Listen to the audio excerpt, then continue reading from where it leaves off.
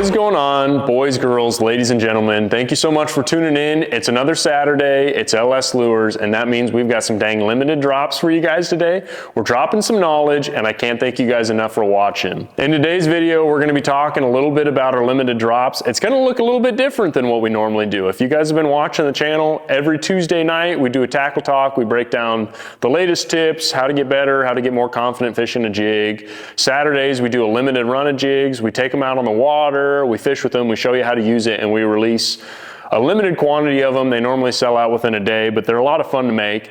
Today's Saturday video is going to look a little bit different because of you guys, and I can't thank you enough. Last week on Saturday, we released our Graz jig. It was not a limited run. We teamed up with the legendary guy down in Alabama, Steve Graziano.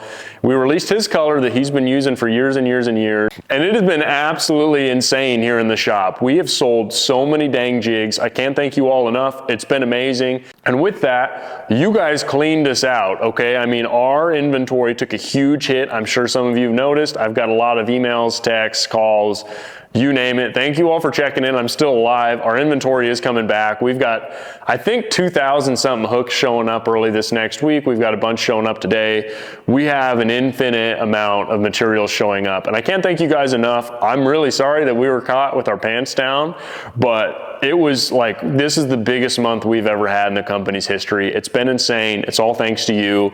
And I've been working day and night to get stuff caught up, to get these orders out to you guys. I think the earliest I've gone to bed this week was 2:30. And we're gonna get it done. We're gonna get the ship righted. We're gonna get it caught up. But thank you guys so much. I'm done yapping about that. It's time to get into today's video. We're gonna talk about these limited jigs. We're gonna hit you guys with a kind of a Tackle Talk Tuesday vibe. We're gonna talk about a different tip that we haven't touched on yet ever, and I think it's really crucial to catching more fish on a jig, to being more confident, to being a lot less angry on the water, you know, because you're just gonna miss a lot less fish. You're gonna have a better time. So thank you guys so much for watching.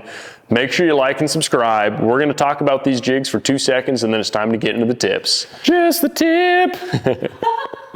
Alrighty guys, before we get into the tips, like I said, we got a couple limited drops. The first one, if you guys have seen it, it sold out in like 4 hours. We dropped a ton of them. It was a huge hit. We've got a couple more on the website. We've got a couple different drops today. Normally we only do one jig. We do a big quantity of it. They go really quick. Today we've got 4 different ones, and we're gonna see how that goes. It's about the same that we would normally make, but I didn't want to spend too much time. Obviously we're not fishing this weekend like we normally would be to make this video because we're so dang swamped. So this is a really quick one for us. We're not going to put an insane amount of time editing hook sets and stuff like that. This is just going to be a quick, easy video. But the first one, CRAW is back, okay? We've got a limited quantity of them. They're going to go quick. But that gold living rubber flipping jig with that awesome VMC hook on the back is killer. It's got the gold crown. It's got some gold blended into it. But fall is one of the best times, one of my favorite times, to just throw a brown jig. And this one spices things up with some gold accents. It's going to sell out just as fast as it did last time. So be sure to get your hands on these before they're gone. The next one in that lineup is a really neat little one. It's spooky season. It was spooky season. It's close enough to Halloween. It's the day after. We got a cool little limited Halloween jig, all right? It is a black living rubber finesse jig. It's got a normal skirt on it. Normally when we drop finesse jigs, we're doing some crazy funky stuff with the skirt. This one's kind of different though. It's not what we normally do, but it's still different and cool. It's got an orange accent on the top, a matte black head, matte black living rubber, and then we've got some orange strands of silicone here, orange and black, that run a little bit longer than that bait, so they're gonna flow differently, they're gonna look different there. And this is gonna be an awesome jig, you know, for those darker days this fall, for winter fishing, when you get around a little bit dirtier water, or for those pressured fish that have seen absolutely everything. That living rubber on this bait, dead stick it around them, don't move it a whole lot, and between the longer strands of silicone and that living rubber, it's gonna get bit because they just don't see jigs like this.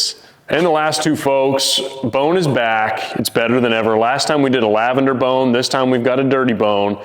This one, we've got a Potomac green pumpkin back with that bone color. It's awesome. It's the perfect time of year to throw it. Those shatter up shallow, the fish are chewing on them.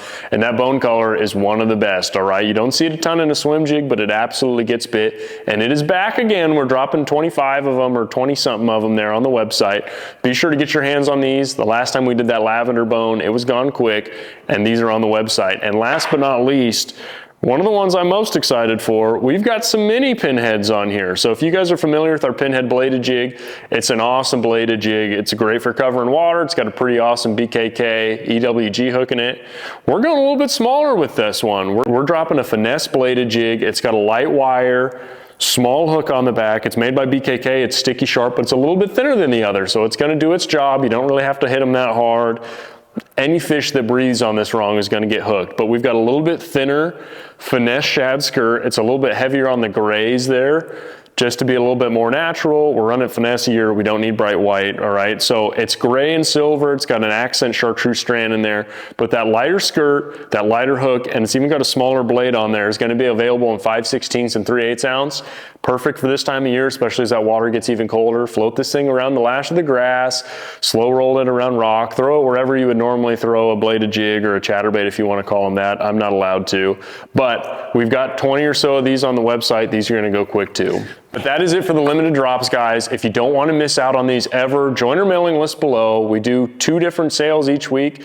We do a limited drop on Saturdays. We send an email Saturday morning letting you guys know, and we do a sale Wednesday to Friday every single week. Last week was an arc jig. Next week, I don't even know what it's going to be yet, but it's going to be good.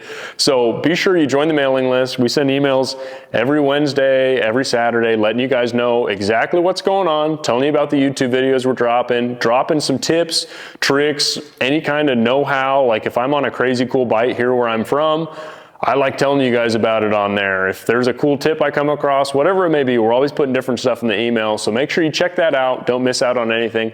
Like and subscribe, and it's time to get into today's tip. Alrighty guys, today's tip's gonna be a really easy one. You guys are used to seeing me ramble. I normally come on here, I yap for like 30 minutes about all the different intricacies of chunks and living rubber versus silicone and stuff. We're not doing that today, all right? Today's tip is an easy one, but it is going to be an absolute lifesaver. And if you guys have ever missed a ton of fish on a jig, this could be one of the easiest ways to fix that, all right? And we're talking about rod angle, okay? When you're working that bait, what angle your rod's at, where you leave it at, how high you lift it up can all make a huge difference in how many fish you guys catch, how many fish you hook, how many fish you miss, okay? So much of it can be traced back to where you keep your rod, how much slack you have in your line, and how you're working that bait. And we're gonna go over how I like to put it, where I like to position my rod, and why it makes such a big difference. So first of all, boys and girls, when you're working that jig and you cast it out there, I always like to have a semi-slack line. I don't normally like running a tight line because if that fish grabs it and runs away, it's immediately tight and it's hard to get that fish, right? Sometimes you pull it right away from them. I like having it semi-slack, not too slack to where there's a huge bend and it's just lying everywhere, but semi-slack where there's a nice little curve going down to that jig in the water to where I can watch that. And if one picks it up, that line jumps, I can see it, the line moves, whatever happens with the line, I've got a really good idea of exactly what's happening, and it gives me just enough time to do exactly what I need to, position myself, get ready for the hook set, whatever, before that fish runs. Because if that line's tight and they eat it, sometimes it can get really tricky and sometimes you can miss a lot of fish because if it's tight, with the exception of, a swim jig, bottom contact bait, if it's tight and they grab it and they run the wrong direction, sometimes it gets really weird and that's when you say, oh, he ripped the rod out of my hand, I didn't get him. Well, yeah, because your line was just a little bit too tight. He felt you, he spit it, he's gone, right? But when you're working that bait in on that semi-slack line, there's 2 different ways you can do it, right? There's a right way and then there's a wrong way. The wrong way works sometimes, but you're gonna lose a heck of a lot more fish when you're doing it. And that is all about your rod angle, okay? There's a couple different places you can go with this. There's a couple different ways you can do it. There's a lazy way and there's a way that if you just pay a little bit more attention and you keep yourself in check, you're gonna land most of the fish, or you're at least gonna hook most of the fish, all right? You're gonna have a lot less fish come off immediately and be a lot less angry on the water. But that is, when I'm working that jig and I reel down and I go to pull it up, I'm gonna try and keep that rod somewhere between that 0 and 45-degree mark, okay? Maybe a little bit higher, 55 degrees, whatever you want there. But somewhere in this zone there where that rod doesn't come too far up, because in this zone, when I drag that bait, I'm not dragging it too far, I'm not doing anything crazy with it, but at any point here, if I get bit, I can still set that hook and have plenty of room for that rod to load up. I'm not trying to crow hop it. I'm not doing anything crazy. And it also in that zone, there's not as much line out as if I'm up here, right? So if I'm here and one bites it and takes off, it's 1 or 2 cranks at the reel and I can pop them, all right? So it gives me more room to set the hook. It's less reels or less turns of the reel to catch up with that fish and set the hook. And it's gonna be a lot more sensitive too, because you just have less line out. Now, where guys get in trouble and what we're gonna talk about and kind of harp on here today, because I do it, it's really easy to space off and you get your rod up here and one eats it and all of a sudden you're screwed. But what a lot of guys do, and what I have a really bad habit of sometimes when I'm out on the water, is when I'm working that jig, if I'm going down a bank and I'm hopping it, I get my rod all the way up here, or I'm trying to pull it out a little bit further and I let it go, you know, wherever in the no-go zone up here. If your rod at any point in time is this high up, you've got a really big issue, because if that fish eats it and he takes off and I've got my rod tip all the way up here, it's really easy to go, oh, you know, just, oops, I'm gonna break this thing. Golly, it's the second time I've done that. It's really easy when he grabs that to just instinct pull on it, you know, and you don't have any room to go, because your rod's all the way up here. You're not gonna get it behind you, you know, and you're not chopping an axe. You're not gonna swing it down and get him. So when that rod's up here and he eats it, you know, you do anything with it, you're not going to get a good hook in them. The counter to that is, okay, he eats it, and you drop all the way down. You got to crow hop so dang hard that, you know, it seems like sometimes you go to drop it and they feel that line move and they spit it or whatever happens, right? It's just, it's too much going on. There's too many steps. There's too much time in between that hook set, where you either have to reel down a bunch to catch up to them. You got to take like 2 or 3 steps and really crack them, which is not a good idea. You know, it just isn't. Or you're just not getting a good hook because you're stuck up here somewhere. So when you get up here, this is the danger zone, because you've got too many turns of the handle to catch up to that fish. You don't have enough room to really set the hook instantly, especially if they grab it and dart. And anytime you move this and if it throws anything into that line and they feel it, they spit it, they're gone, you know, because we're all guilty of, oh, there he is. And then you go to swing and he's not there anymore. And you're like, well, what the heck happened? At some point between you dropping your rod and going to swing like a Neanderthal, you're going to lose them. So if you guys really want to capitalize on all the bites that you get, if you want to be really diligent and just make sure that you're not screwing things up because of silly mistakes there with your rod all the way behind, you're dragging that jig or whatever, keep that rod somewhere between that 0 and 45-degree mark. It's not that hard to drop that rod down, reel a couple times, catch up to it, drag it again. You know, it's super easy when you're doing big drags, you're getting bored, you know, to drag it up like this and drag it up like this. But when one eats it and you're all the way up here, sometimes it is very tricky to get a good hook in them, because if they run at you and you try and set the hook, there's just too much slack. You're not going to penetrate very good. It doesn't matter how nice your hooks are. I mean, we use BKKs. If that line, if there's too much line, it doesn't matter how big your rod is, you're not going to pin them. They come up, they jump, they do anything. That hook's not in there, you're going to have a bad time. So, but that's today's tip, guys. Thank you so much for tuning in. It's a pretty basic tip, but it can make all the difference in the world when it comes to landing percentage, when it comes to catching that big one, especially when they eat it and they're running at you. You know, it's already hard enough to catch up with that line when your rod's at the right angle.